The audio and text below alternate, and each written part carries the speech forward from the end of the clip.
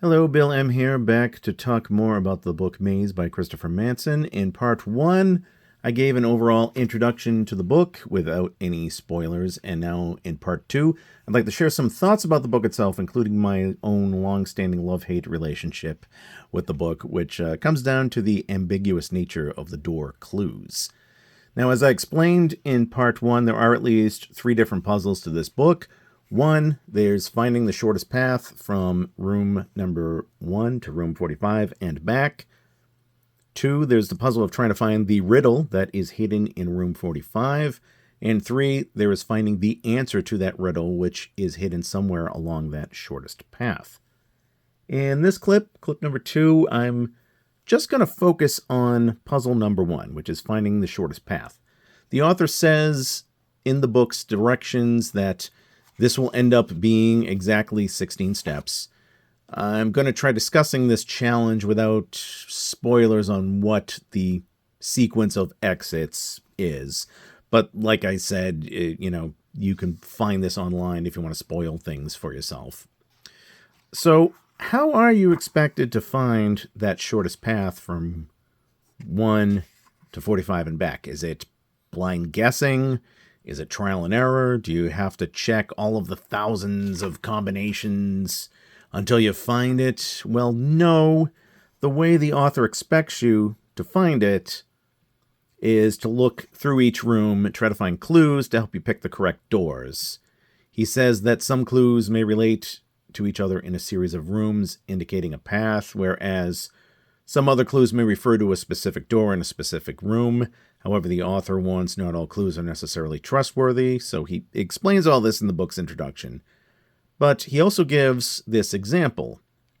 So this is the example I'll read you in the back of the book. I'll read you what that says while I show you the example. Enter room number 1. Which door should you take from here?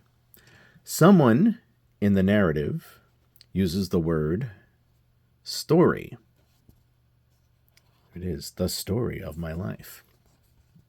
And the same word appears above door 20. Give it a try and go to room 20. Okay, so we leave that door and we go to room 20. Here we go. And which is peculiar in its own way. Just inside the door to room 27, you see what looks like the bottom half of an archer's arrow. An arrow pointing the way, perhaps? I will not tell. Perhaps it wouldn't help if I did. It is up to you to decide as you move from room to room, hoping that fact is not fiction, and your best judgment has not led you astray. Now, one more thing I'm going to point out with this particular example. The author said that some clues may be for a specific door in a specific room, but other clues may be across multiple rooms and show some kind of pattern. So to give you some idea of what I think that may look like, in room number 1, we end with the mention that there is some ringing heard behind one of the doors. Yeah, something was ringing behind one of the doors. It's there in the dialogue. And if you do follow the path to room 20, the opening line is the ringing stopped as soon as we entered. So that may be a pattern between rooms that may indicate a path, like he says. Maybe there is a connection after all. But this all brings me to what I believe is both the best and worst aspect of this Maze book, and that is the ambiguity of the clues. There are just countless ways to interpret things.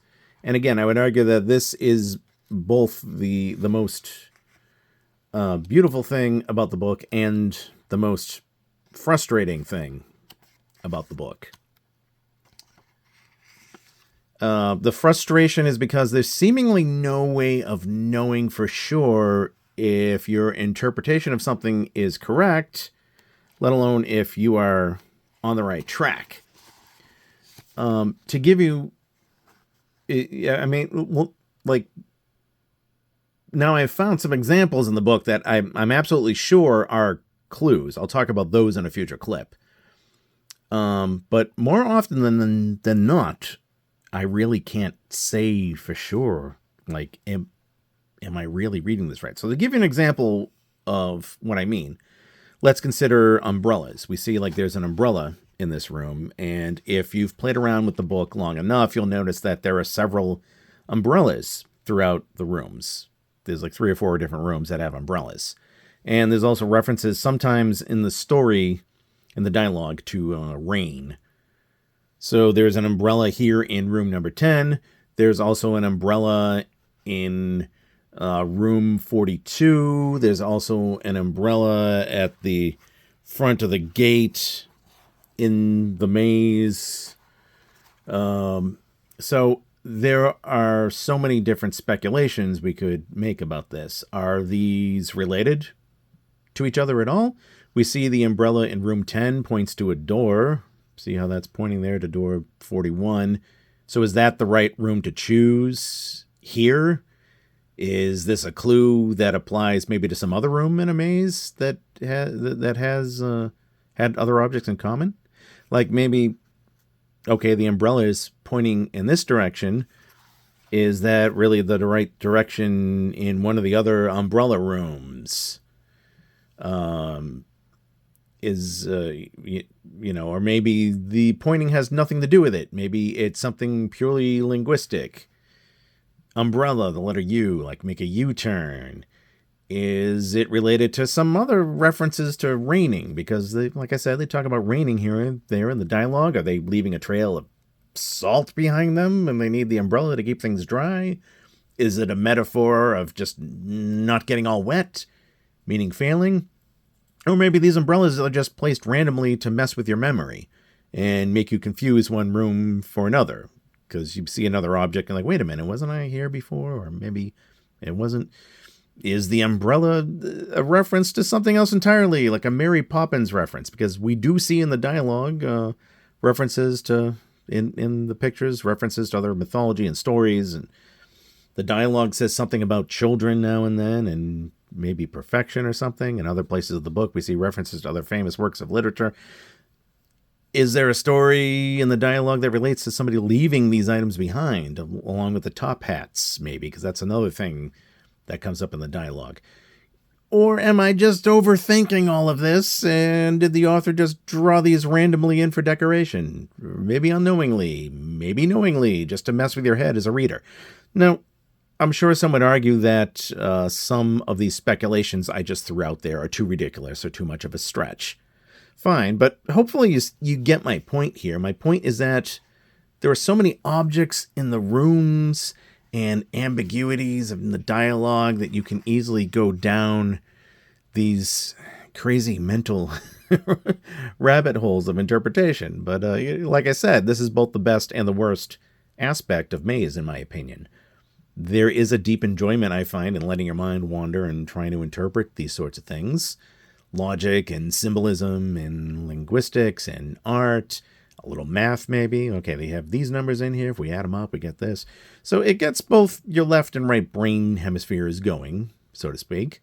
You can look at one of these rooms for 30 years and not notice something, but then your friend sees it right away. So this is part of what gives the book its wonderful mystique. Now, that's the best part. The worst part is that it seems next to impossible to know what the author's intended clues were, and what are the poetic side references to something else, and what's just artistic filler.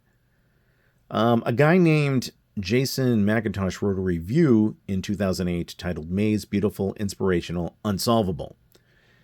And I think it was a review I saw on Amazon, but he pointed out some of these same frustrations that I said, and said that if somebody presented this to MIT's annual mystery hunt, for example, it would be booed off stage. That's an annual puzzle-solving competition. I've actually been involved with it myself. But his point is that, yeah, it's a beautiful book with its aesthetics and drawings and dialogue and this world it creates. But as a puzzle in and of itself, there's too much ambiguity to know whether you're on the right path or not. So instead of the intended method of looking for clues and using that to find the doors to solve the shortest path. What I ended up doing is what most fans ended up doing, which was finding the path through a lot of trial and error, trying to map out which rooms lead to which other rooms, drawing little diagrams on the side, how to avoid the dead ends, and so on. And that then led me to a new challenge, which is the challenge that a lot of us Maze fans have, which is going the other way around, trying to figure out what were the correct clues. So yeah, like a lot of fans of the book, I'm essentially looking to solve it backwards. I figured out the shortest path, and then knowing that, I'm seeing if I can figure out what clues the author was hoping you, the reader, would find to determine what that correct sequence was without blind guessing. So, are there any other fans who've made some kind of headway into this? Well, yes and no, and this brings me to the topic of Maze help resources, which I will talk about in the next clip.